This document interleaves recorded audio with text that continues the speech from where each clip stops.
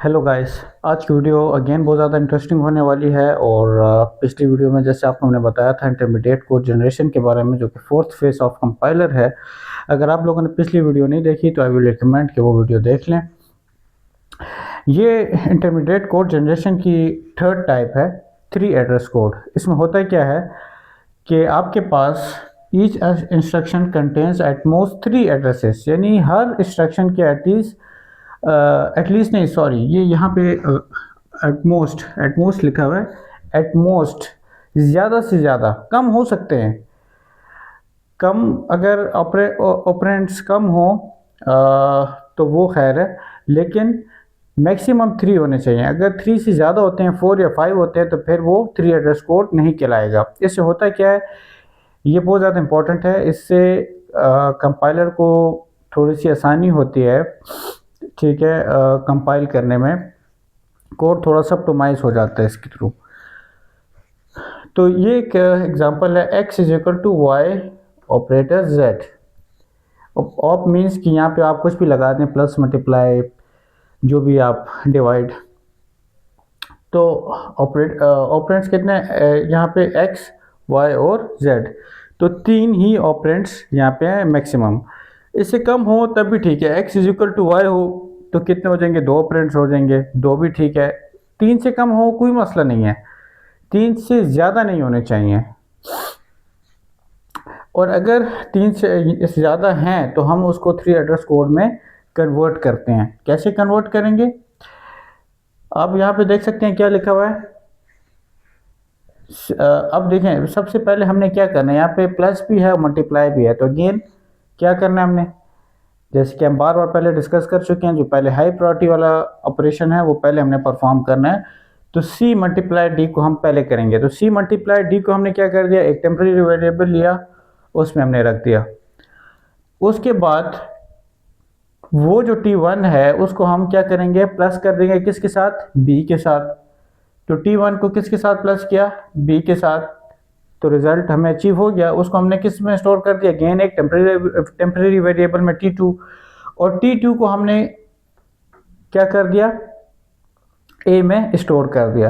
तो अब आप यहाँ पे देखें तो आपके पास कहीं पे भी थ्री से ज़्यादा ऑपरेंड्स यहाँ पे नहीं है। इसमें भी आपके पास तीन है, 1 2 3, 1 2 3, 1 और 2, तीन से ज़्यादा नहीं है। जबकि यहाँ पे आपके पास कितने थे, चार थे। तो हमने इसको थ्री एड्रेस कोड में कन्वर्ट कर दिया।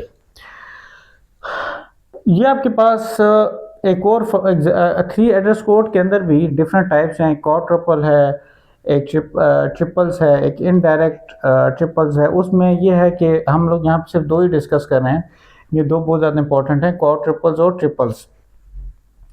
तो क्वाड्रुपल्स में क्या होता है कि यहाँ पे आपके पास ए, जैसे ये इसकी एग्जांपल है, A is equal to B plus C. यानी कि यहाँ पे आपके पास क्या होता है, एक ऑपरेटर होगा, ये एक ऑपरेटर है, ठीक है, एक आर्गुमेंट होगा, एक ऑपरेटर है, एक ऑपरेटर हो गया, आपके पास आर्गुमेंट्स होंगे, आर्गुमेंट 1 और आर्गुमेंट ये कौन सा वाला है, आर्गुमेंट 2, इस तरह। और एक होगा आपके पास रिजल्ट, ठीक है। तो कुछ आपके पास ऑपरेटर्स होंगे, दो आर्गुमेंट्स होंगे और एक होगा रिजल्ट वाला ऑपरेंट, ठीक है। तो ये इसकी एक एग्जांपल है।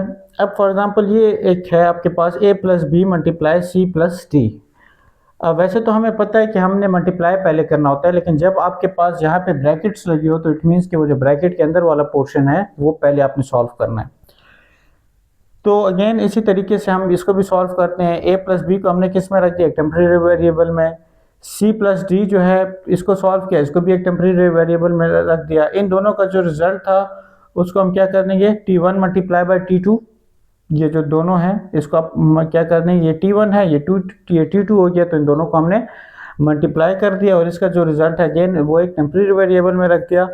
और ये T3 जो है, ये T3 बन जाएगा, तो उसको हम x में स्टोर कर देंगे। ये बेसिकली सी सिंपल यही जो अभी हमने किया है इसी तरह ही है। लेकिन इसका हम एक टेबल बनाते हैं फिर क्वाड्रुपल्स का। क्वाड्रुपल्स हम इसको क्यों कहते हैं, इसलिए कहते हैं क्योंकि इसमें हमारे पास चार चीज़ें हैं, एक ऑपरेटर है, एक आर्गुमेंट है, एक आर्गुमेंट 2 है, आर्ग्यूमेंट 1, आर्ग्यूमेंट 2 है और एक रिजल्ट है। अब यहाँ पे आप ऑपरेटर देखिए कौन कौन से यूज हुए हैं, और जो स्टार्ट में हमने किए थे, स्टार्ट से लेके एंड तक उस सीक्वेंस में हमने जाना है। तो पहले कौन सा हुआ था, प्लस, तो यहाँ पे प्लस लिख दिया। फिर क्या हुआ, दोबारा प्लस आया, दोबारा प्लस लिख दिया। फिर मल्टीप्लाई था, मल्टीप्लाई लिख दिया, और फिर लास्ट में हम इसको इज इक्वल टू लिख देंगे यहाँ पे, ठीक है। इज इक्वल टू इसलिए क्योंकि फिर हमने एंड में इसको यहाँ पे स्टोर किया था एक्स में। फिर इस तरह आर्गुमेंट 1 में क्या आ रहा है आपके पास, ए, तो हमने ए लिख दिया। फिर सी आ रहा है तो सी लिख दिया। फिर T1 आ रहा है तो T1 लिख दिया। फिर T3 आ रहा है तो T3 लिख दिया। इस तरह आर्गुमेंट 2 में क्या आपके पास बी है तो बी सबसे पहले लिख दिया। फिर डी आ रहा है तो डी सबसे पहले उसके बाद लिख दिया। फिर T2 आ रहा है तो T2 लिख दिया। और यहाँ पे इस वाले में आपके पास कोई भी आर्गुमेंट 2 नहीं है तो हमने इसको खाली छोड़ा है। फिर आपके पास रिजल्ट में क्या आ रहा है, T1, T2, T3 और X, तो हमने वो इस तरीके से लिख दिया। तो यहाँ पे आपने इसी तरह एक टेबल बनाना है जिसमें सारी वैल्यूज लिख दिया, और इसलिए हम इसको क्वाड्रपल्स कहते हैं। क्वाड मींस कि जिसमें 4 हमारे पास होते हैं। तो यहाँ पे आपके पास ये 4 चीज़ें हैं, ऑपरेटर है, आर्गुमेंट 1 है, आर्गुमेंट 2 है और एक रिजल्ट। इसी तरह ट्रिपल्स में इसी तरह है, लेकिन जस्ट ये फ़र्क है इसमें कि ट्रिपल्स में आपको अगर इस वाले टेबल में आप देखेंगे तो इसमें आपको रिजल्ट वाला जो कॉलम था वो नज़र नहीं आएगा।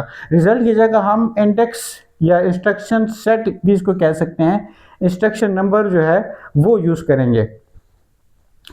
इसमें आपके पास जो टेम्परेरी वेरिएबल्स हैं हम वो यूज़ नहीं करते, क्योंकि टेम्परेरी वेरिएबल्स की वजह से स्पेस वो ज़्यादा ऑक्युपाई होता है। तो उसकी जगह हम क्या करेंगे, इंडेक्स यूज़ करेंगे या इंस्ट्रक्शन नंबर आप इसको कह सकते हैं। तो तरीका वही है, बस आपने क्या करना है, खाली इसमें टेम्परेरी वेरिएबल यूज़ नहीं करने। वहाँ पे आपने क्या यूज़ किया था, सबसे पहले T1 यूज़ किया था, T1 यूज़ नहीं करना। इंस्ट्रक्शन नंबर क्या है, सबसे पहले 0 है, फिर 1 है, फिर 2 है, ठीक है। और फिर ये जो 2 है ये किस में स्टोर हो जाएगा, एक इंस्ट्रक्शन 3 हमने लिया उसमें स्टोर हो जाएगा, ठीक है। यानी इसमें जो है हमारे पास ये x की वैल्यू जो है ये स्टोर हो जाएगी। 2 जो है हम x में इन्हीं की स्टोर कर देंगे। अच्छा, तो अब यहाँ पे हमने क्या किया, अब यहाँ पे हमने इस रिज़ल्ट की जगह, यहाँ पे हमने रिज़ल्ट लिखा था, इस रिज़ल्ट की जगह हम इंडेक्स यूज़ कर रहे हैं। तो इंडेक्स में आपके पास क्या है, सीक्वेंस वाइज आप देखें, पहले 0 आ रहा है, फिर 1 आ रहा है, फिर 2 आ रहा है, फिर 3, तो 0 1 2 3, बस हमने इस तरह लिख दिया। फिर आपके पास क्या आ रहा है, ऑपरेटर आ रहा है, तो ऑपरेटर सबसे पहले कौन सा, प्लस है, फिर प्लस है, फिर मल्टीप्लाई है, तो और लास्ट में इज इक्वल टू है, तो फिर आपने plus plus multiply is equal to, same वो जिस तरह यहाँ पे था वहाँ पे भी आपने ही काम किया। फिर इस तरह आर्गुमेंट 1 है तो आपके पास पहले ए आया, फिर सी आया। फिर यहाँ पे अब आपके पास क्या आएगा, वो टेम्परेरी वेरिएबल नहीं है, यहाँ पे आपका क्या है, 0 है तो 0 यूज़ किया, और फिर आपके पास क्या है 2, ठीक है, तो आपने 2 लिख दिया। फिर आर्गुमेंट 2 में आपके पास क्या है, बी डी 1, और लास्ट वाले में आपके पास क्या होगा, x, क्योंकि x को 2 को जो है हमने लास्ट स्टेप में क्या किया था, x में स्टोर किया है, ठीक है। जो आपके पास ये जो 2 है, क्योंकि 2 में आपके पास किसका रिजल्ट पड़ा है, 0 मल्टीप्लाई बाय 1 का, ये इसको हमने 0 का नाम दिया तो इसको 1 का, तो 0 मल्टीप्लाई 1, इंस्ट्रक्शन 0 और 1 को इसने मल्टीप्लाई किया, उसका रिजल्ट 2 में स्टोर किया। और 2 जो है, क्योंकि यहाँ पे हमें क्वेश्चन में क्या गिवन है, x, तो 2 को फिर हमने x में कन्वर्ट कर दिया। जिस तरह यहाँ पे हमने T3 को x में स्टोर कर दिया था, बिल्कुल सेम इसी तरह यहाँ पे भी हमने 2 को जो है x में स्टोर कर दिया था। तो इस वजह से जो लास्ट में आपके पास आएगा वो x आएगा। तो गाइस, आई होप आप लोगों को समझ आ गई होगी, और अगर आप लोगों को वीडियो पसंद आई है तो काइंडली इसको लाइक और सब्सक्राइब कर दें। Thank you so much.